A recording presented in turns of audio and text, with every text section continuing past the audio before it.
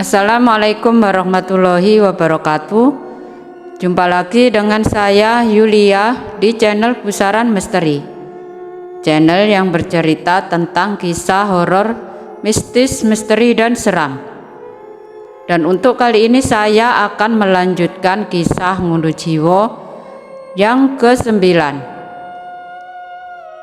Kisah yang diceritakan oleh Restu Wiraatmaja di akun Twitternya.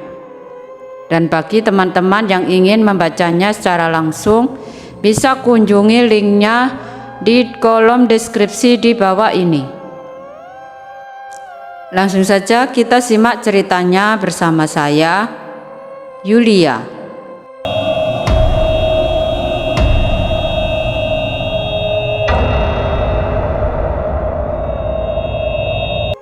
Ngunduh Jiwo Part 9. Tumbal yang diajukan. Fakta sudah terungkap dengan jelasnya. Kini Ibu Sumi dan juga Pak Sumardi telah mengantongi banyak informasi penting terkait dengan orang-orang yang terikat dalam ngunduh jiwo. Namun sebelum semuanya itu berlangsung dengan pasti, Ustadz Somantri telah memastikan banyak hal agar semuanya sesuai dengan rencana yang ia lakukan tanpa diketahui oleh Bunda Melati dan lainnya. Setiap bulan pengantin tiba, Bunda Melati selalu mencari wadah untuk mengganti demit mantennya. Namun, selama Rahayu menjadi wadah, belum ada wadah pengganti lainnya. Karena itulah, dia mencoba untuk mencari wadah baru untuk menikahi seorang wanita lainnya yang berada di luar desa Tejokromo, yang artinya sama seperti Rahayu. Jelas Ustadz Somantri. Ibu Sumi masih penasaran dengan perkara wadah baru yang baru saja disebutkan serta dipaparkan oleh Ustadz Somantri. Pasalnya, wadah yang dimaksud tersebut benar-benar membingungkan. Mengapa almarhumah Kusumawati tidak bisa untuk dijadikan wadah selanjutnya dari sisi demit manten? Apakah karena ada sesuatu yang memang membatasi itu semua? Ustadz, bolehkah saya bertanya? Tanya Ibu Sumi kepada Ustadz Somantri. Silahkan Bu, tanyakan saja. Begini Ustadz, jika memang Bunda Melati tiap tahunnya mencari wadah untuk demit manten, lalu mengapa Kusumawati tidak bisa dijadikan wadah? Apakah karena ada sesuatu yang membatasi itu semua? Tanya Ibu Sumi. Ustadz Somantri terdiam sejenak. Pertanyaan itu membuatnya berpikir beberapa kali untuk bisa menjadikan semuanya menjadi paham apa yang dimaksudkan oleh dirinya dan juga Ibu Sumi serta Pak Sumardi. Begini Bu, Pak, sebenarnya aku juga masih ragu akan hal tersebut. Entah sebelumnya sudah benar-benar direncanakan oleh Pak Wikto tatkala kesepakatan itu terjadi, atau memang ada yang membatasi itu semua. Jelas Ustadz Somantri. Kesepakatan. Maksudnya kesepakatan sebelum pernikahan itu dimulai? Tanya Pak Sumardi. Benar, aku curiga jika Pak Wikto memang sudah mengetahui maksud dan tujuan dari Bunda Melati. Lalu dia dengan mudahnya menerima tawaran dari Bunda Melati. Seakan menjadi tawaran yang menarik, proses penumbalan tetap dijalankan tanpa menjadikan Kusumawati sebagai wadah. Akan tetapi, Ibu Henilah yang menjadi pertukarannya. Jelas Ustadz Somantri. Atau mungkin karena memang Pak Wikto sendiri yang sengaja mengajukan diri jika Kusumawati akan dijadikan sebagai pengantin tetap di bulan pengantin. Sambung lagi Ustadz Somantri. Sedikit masuk akal dari apa yang barusan dikatakan oleh Ustadz Somantri terkait hal tersebut. Jika dipaparkan alurnya, Pak Wikto sengaja mengajukan Kusumawati sebagai pengantin dari Bagus di bulan pengantin. Dengan begitu, Pak Wikto juga telah mengetahui apa yang telah diperbuat oleh Bunda Melati. Sampai-sampai dirinya merelakan Ibu Heni untuk dijadikan tumbal praktek pesugihan. Berbagai asumsi telah diciptakan di antara diskusi tersebut. Hingga akhirnya Pak Sumardi kembali menarik kesimpulan dengan mengaitkan Mbah Sur. Jika Kusumawati benar-benar diajukan diri sebagai tumbal, lantas apakah kasus dari Rahayu bisa disamakan dengan kasus Kusumawati? Tanya Pak Sumardi. Baru saja Pak Sumardi mengatakan hal demikian, tiba-tiba Ustadz Somantri langsung menarik kerah baju dari Pak Sumardi dengan kencang. Dijatuhkannya Pak Sumardi ke lantai hingga membuat Ibu Sumi terkejut melihatnya. Leher Pak Sumardi ditekan dengan bagian sikut dari Ustadz Somantri. Dia merasa tersindir dengan asumsi yang baru disampaikan olehnya terkait dengan kasus Kusumawati yang disamakan dengan kasus Rahayu. Tidak mungkin jika Rahayu ditumbalkan karena ulah Mbah Sur. Aku tahu sendiri jika Mbah Sur orang biasa. Dia tidak memiliki apapun. Hidupnya hanya sebatang kara. Mana mungkin Mbah Sur bisa mendapatkan kekayaan dengan cara menumbalkan Rahayu dan melakukan perjanjian khusus dengan demit manten. Mimik wajah dari Ustadz Somantri benar-benar berubah. Sesaat tatkala Pak Sumardi mengatakan tentang hal yang tidak baik terhadap Rahayu. Mungkin cinta dari Ustadz Somantri sangatlah besar, sampai-sampai dirinya rela melakukan apapun demi mendapatkan apa yang dia mau. Perlahan, Ustadz Somantri melepaskan penahanannya terhadap Pak Sumardi. Ibu Sumi memang tidak berbuat banyak hal, namun dia sendiri sangat kecewa dengan sikap arogan yang dilakukan oleh Ustadz Somantri dengan melakukan hal demikian. Maaf, saya lepas kendali. Ustadz Somantri pun mengulurkan tangannya ke arah Pak Sumardi.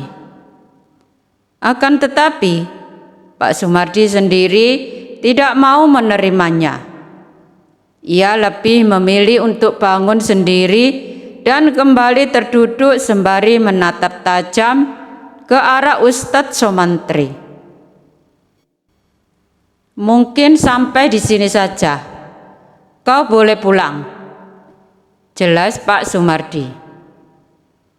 Kita belum membahas jauh tentang demit mantan dan semuanya. Mengapa harus buru-buru?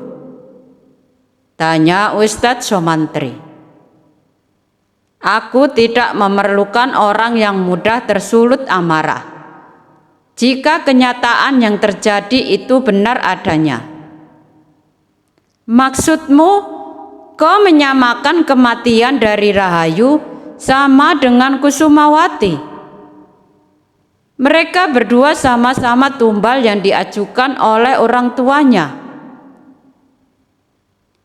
Aku belum meyakini akan hal tersebut. Namun, istriku memiliki jawaban yang tepat akan apa yang tidak kamu ketahui untuk kedepannya. Jelas Pak Sumardi. Diam-diam, Ibu Sumi membenarkan peringatan keras dari suaminya. Ia bahkan tidak menyalahkan suaminya jika penyebab kematian dari Rahayu oleh sebab tumbal yang diajukan oleh Mbah Sur. Peringatan keras itu membuat Ustadz Somantri akhirnya keluar dari rumah dengan wajah penuh penyesalan. Amarahnya telah menenggelamkan dirinya ke dalam jurang penyesalan terhadap apa yang ia lakukan kepada Pak Sumardi.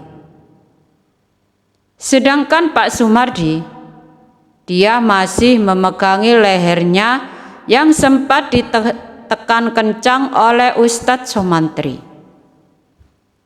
Ia tidak menyangka jika Ustadz Somantri adalah orang yang mudah tersulut dengan perkataan yang berkaitan dengan Rahayu. Bu, apakah ada pertanyaanku yang salah mengenai Rahayu? Tanya Pak Sumardi kepada Ibu Sumi.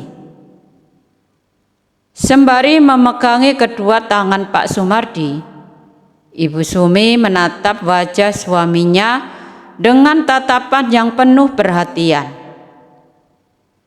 Tidak, Pak, aku sudah menduga jika manusia-manusia itu hanya membela dirinya ketika berada dalam keadaan yang kesulitan. Sama halnya dengan Mbah Sur. Dia adalah orang yang penuh dengan kerugian. Aku yakin ada sesuatu yang sedang disembunyikan olehnya saat ini. Desa Wongso, rumah Mbah Sur. Mbah Sur memandangi langit yang sudah semakin gelap. Ia segera menyalakan satu persatu lampu rumahnya. Tidak lupa pula Mbah Sur menutupi satu persatu jendelanya. Semakin gelap, rumah Mbah Sur semakin terasa mencekam. Terkadang dia sendiri merasakan hal itu tatkala waktu maghrib akan tiba. Langkahnya sangat pelan. Di sisi lain, Mbah Sur menahan rasa sakit pinggangnya yang semakin hari dimakan oleh usianya yang sudah menua. Biasanya, Mbah Sur akan menuju ke kamar belakang. Ia akan merapikan sebuah kamar yang dulunya ditempati oleh seseorang yang sangat dicintainya. Krek.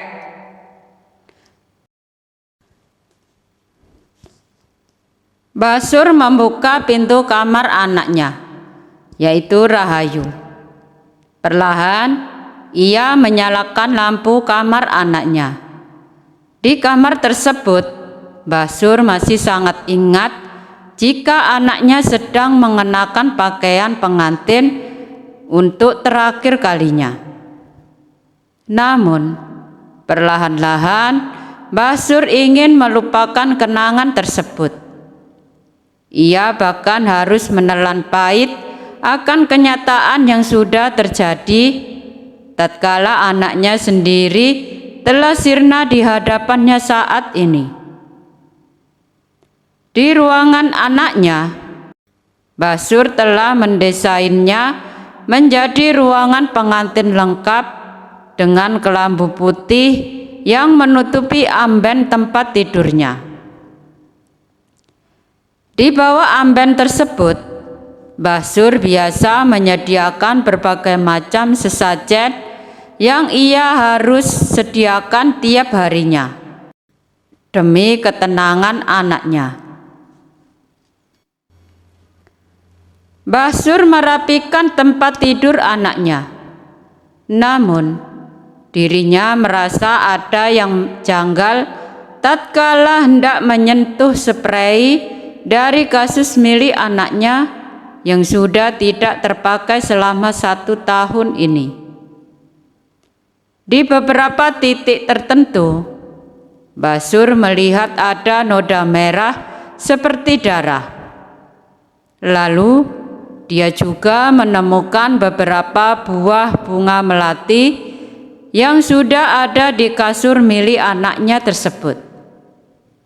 Padahal tidak ada seorang pun yang menggunakan kamar itu sebelumnya. Jangankan menggunakan kamar tersebut, untuk memasukinya, Mbah Sur memerlukan kunci dan juga gembok untuk membukanya. Melati, darah, ini milik siapa? Mbah Sur kembali meraba-raba bagian sprei dari kasur tersebut. Tangannya pun kini merasakan kejanggalan. Dia seperti memegang sesuatu yang ada dari dalam sprei berwarna putih tersebut. Rasa penasarannya benar-benar telah berada di ujung kepala. Mbah Sur pun perlahan memasukkan tangannya ke dalam sprei tersebut untuk menggapai sebuah benda yang ada di dalamnya. Tatkala tangannya sedang meraba-raba, apa ini? Mbah Sur pun menarik sebuah benda tersebut. Saat benda itu ditarik dari dalam sprei, betapa terkejutnya Mbah Sur ketika mendapati benda tersebut adalah sebuah cincin. Tidak berselang lama, saat dirinya mengambil cincin itu, lampu seluruh rumah menjadi padam. Pintu kamar tiba-tiba tertutup dengan sendirinya. Mbah Sur terkejut. Namun, ia kemudian jatuh tersungkur karena merasa ada yang mendorongnya dari belakang. Seluruh ruangan kini gelap. Tidak ada siapapun yang ada di rumah Mbah Sur. Hatinya mulai tidak tenang. Pikirannya memikirkan hal-hal aneh dan tidak masuk akal. Kedua tangan Mbah Sur memohon-mohon sembari menatap ke seluruh ruangan. Ia tahu ada yang datang ke rumahnya dengan penuh amarah. Siapapun itu, bisa dipastikan itu adalah Rahayu. Ibu izin membersihkan kamarmu ya nak, biar kamu tidur pulas malam ini. Berulang kali Mbah Sur mengucapkan kalimat itu. Ia sama sekali tidak menyangka jika kedatangannya disambut oleh sesuatu yang sudah menunggunya. Dari luaran ruangan, Basur merasakan kehadiran seseorang yang datang. Suara langkah kakinya benar-benar terasa. Basur tidak tahu menahu siapa yang kali ini datang ke rumahnya. Setelah 1 tahun lamanya, tidak pernah lagi mendapat teror yang mengerikan. Dan saat langkah kaki itu terhenti di dekat kamar, tiba-tiba Basur mendengar ada seseorang wanita yang dengan fasihnya mengeluarkan suara latunan orang yang sedang menyanyikan kidung Jawa. Basur merasakan hawa merinding yang begitu pekat. Ia kemudian menggerakkan ke arah pojok ruangan. Pikirnya, dengan menghindari jarak yang berdekatan dengan pintu, dia akan terselamatkan.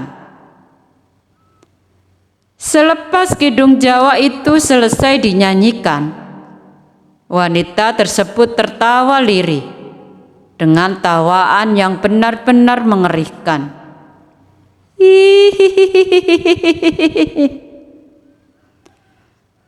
Basur segera membentuk kedua tangannya seperti layaknya orang sedang memohon ampunan. Sembari merendahkan kepalanya layaknya orang yang sedang bersujud ke lantai. Basur terus memohon agar dirinya dikeluarkan dari kamar tanpa hambatan apapun. Duh Gusti, nuwun bebaske kula saking gangguan demit manten. Belum cukup di situ. Pintu kamar digedor-gedor dengan hebatnya. Air mata Basur menetes perlahan. Rasa takutnya benar-benar belum berhenti sampai di situ. Ia masih merasakan ketakutan yang luar biasa. Manakala suara gedoran pintu itu diiringi dengan suara tawaan yang mengerikan.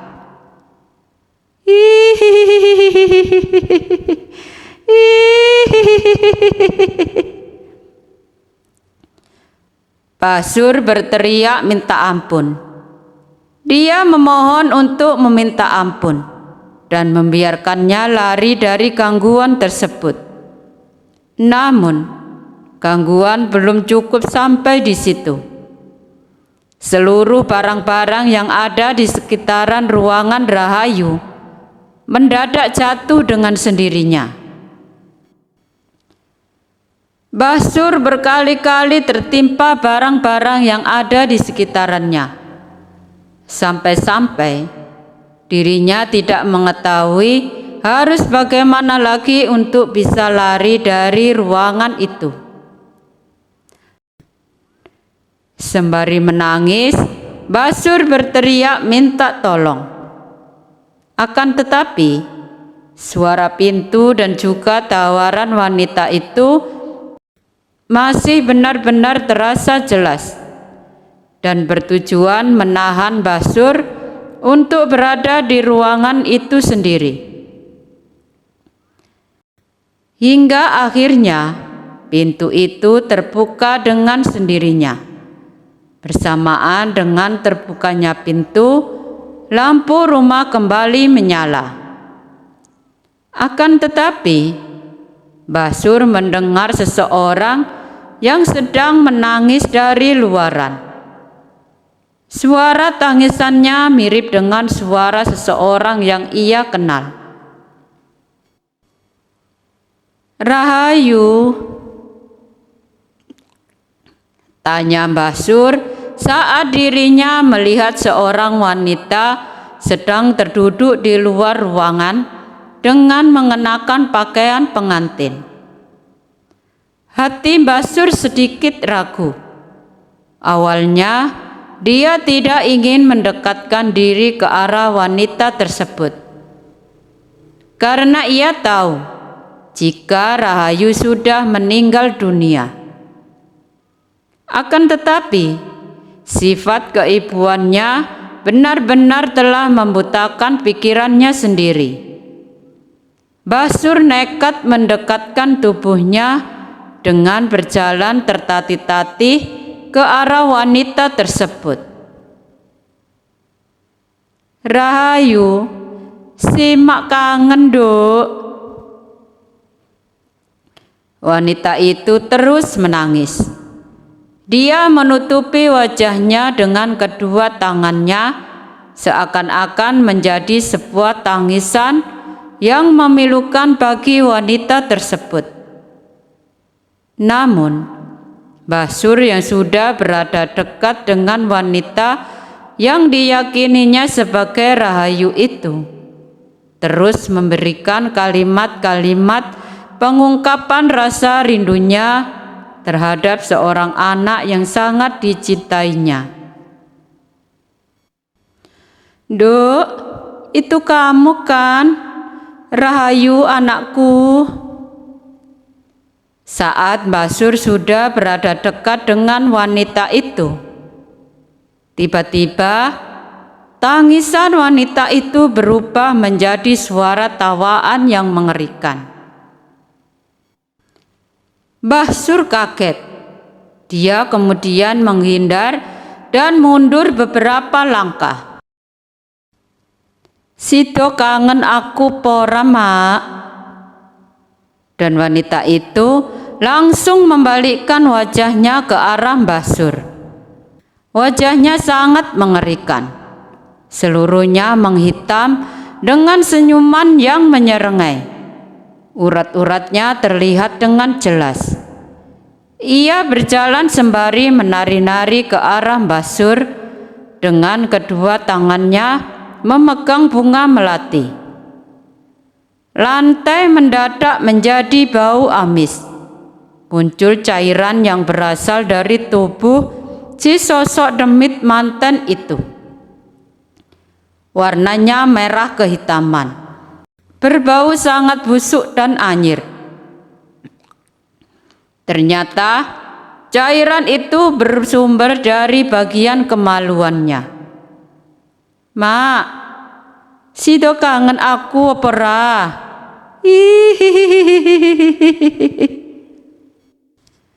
Mbah Sur terus mundur. Ia menggapai benda apapun yang ada di sekitarannya dan dilemparkannya ke arah sosok tersebut.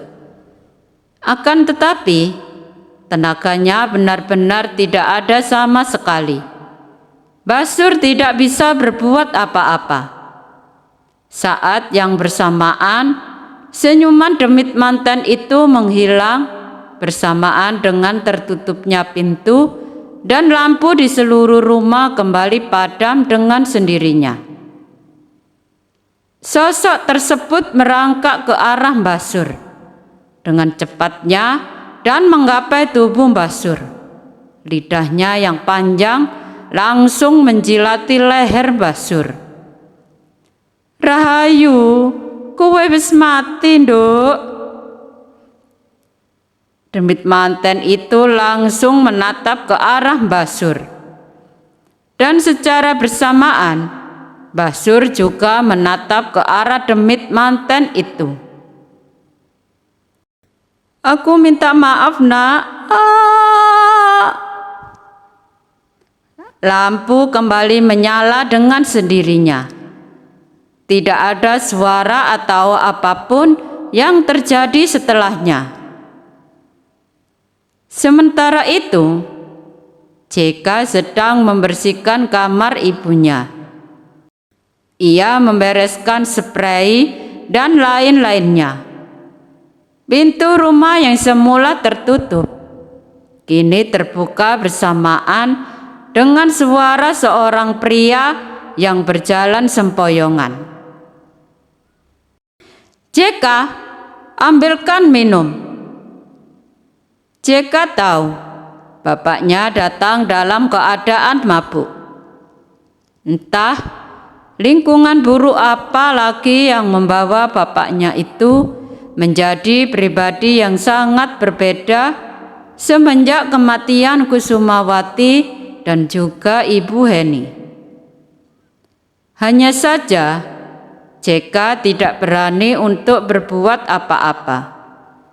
Dia hanya bisa menuruti semua perintah yang diberikan oleh bapaknya agar dirinya bisa terjamin seperti apa yang telah dijalaninya saat ini. JK pun segera mengambil segelas air putih. Ia kemudian memberikannya kepada Pak Wikto yang sudah kelelahan dengan mulut yang benar-benar bau alkohol. "Bapak mabuk lagi?" tanya JK. "Kamu jangan banyak tanya. Bapak lagi ngerasain hidup penuh dengan kebebasan," ucap Pak Wikto dengan suara telernya. Ia pun kemudian bangkit kembali. Walaupun beberapa kali tubuhnya sempat goyah dan hampir terjatuh, Pak Wikto masih menahan dirinya dengan cara menyandarkan kedua tangannya ke dinding rumah.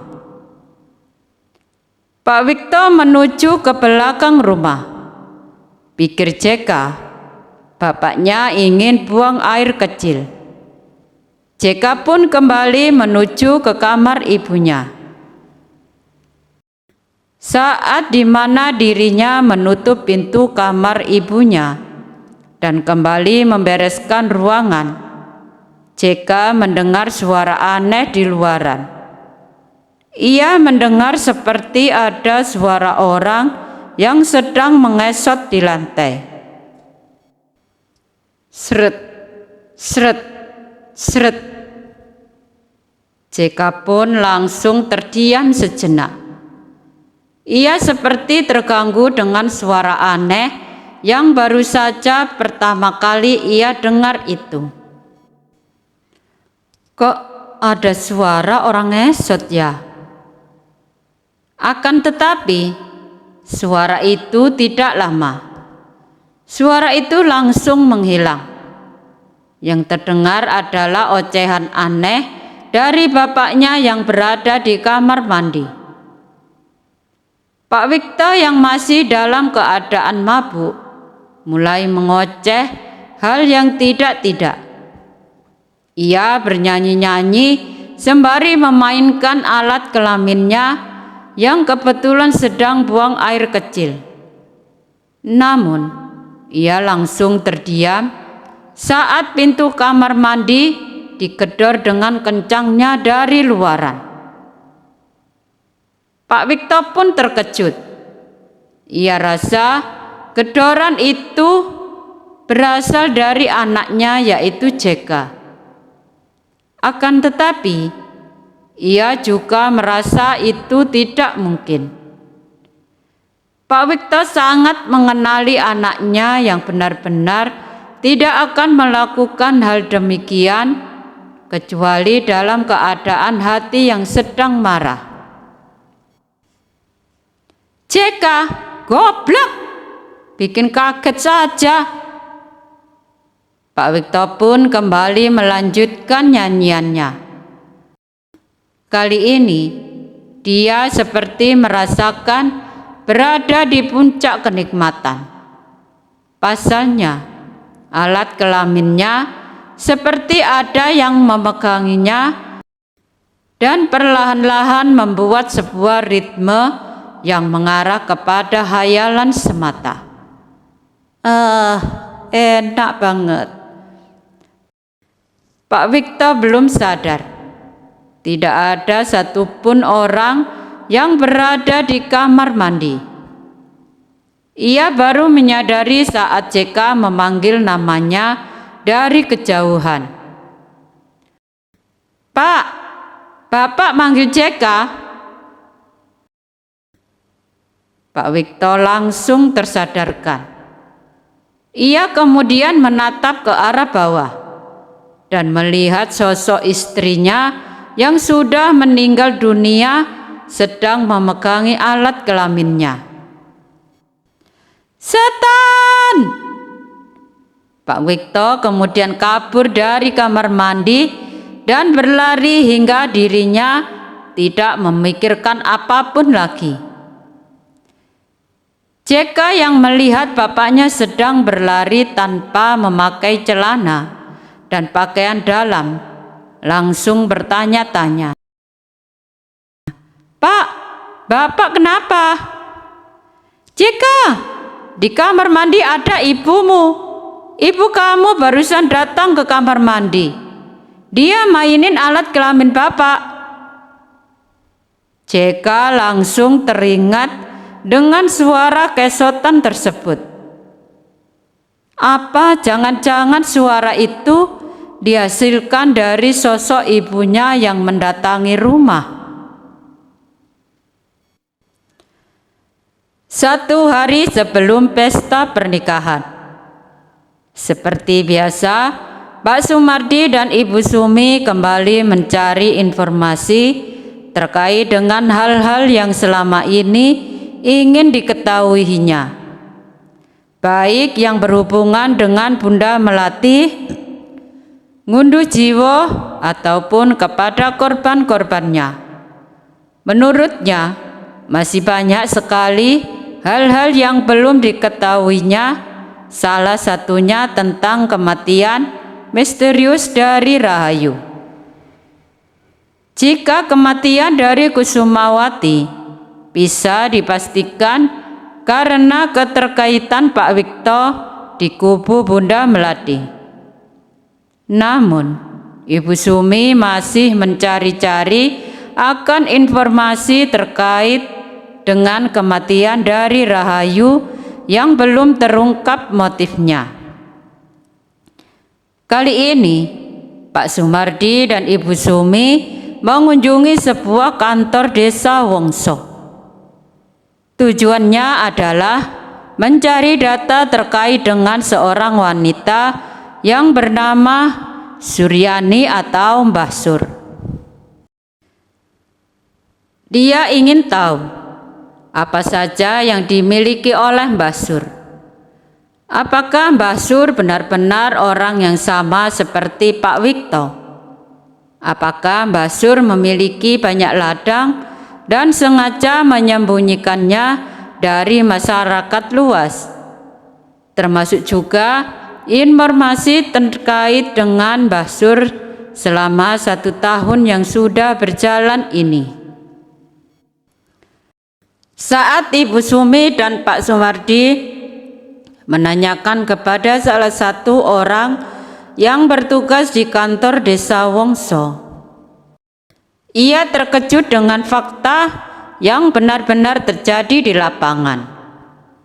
Ternyata Mbah Sur memiliki beberapa hektar tanah yang lokasinya berbeda-beda, dan yang paling dekat dengan rumahnya adalah di belakang rumahnya sendiri dengan penuh hamparan sawah yang menguning dengan padi. Berarti bisa dipastikan jika Mbah Sur juga adalah salah satu orang yang mengajukan dirinya kepada Bunda Melati perihal pernikahan anaknya dengan Bagus, yang mana itu semua adalah demi kepentingannya. Kali ini, Ibu Sumi dan Pak Sumardi telah mengantongi banyak informasi. Ia kemudian bergegas ke rumah Mbah Sur. Selama dalam perjalanan, Ibu Sumi masih memikirkan apa yang akan terjadi di esok hari. Bukankah esok hari adalah hari pernikahan? Bukankah bulan pengantin akan tiba di hari itu juga? Namun, mengapa tidak ada tanda-tanda akan diadakannya sebuah pernikahan? Apakah yang dikatakan oleh Mbah Sur benar-benar terkait dengan acara tertutup yang dilakukan oleh Bunda Melati? Setibanya di rumah Mbah Sur, Ibu Sumi dan Pak Sumardi melihat Mbah Sur baru saja naik dari ladangnya. Mereka berdua bergegas mendekati Mbah Sur. Namun entah mengapa, Basur seperti orang ketakutan. Ia diam-diam kabur untuk menghindari Pak Sumardi dan Ibu Sumi. Untungnya, Basur langsung dihentikan oleh seorang pria yang datangnya bersamaan dengan Ibu Sumi dan juga Pak Sumardi. "Kau?" tanya Ibu Sumi saat mendapati Ustadz Somantri yang turut campur akan kegiatannya. "Aku juga ingin menanyakan perihal yang sama," jelas Ustadz Somantri. "Ada apa dengan kalian? Mengapa kalian semua datang ke rumahku?" teriak Basur. Tidak seperti biasanya, Basur langsung memaki-maki para tamu yang mendatangi rumahnya. Kali ini, Ibu Sumi dan juga Pak Sumardi benar-benar merasa ada yang aneh. "Sebentar, Bu, aku mau tanya sesuatu,"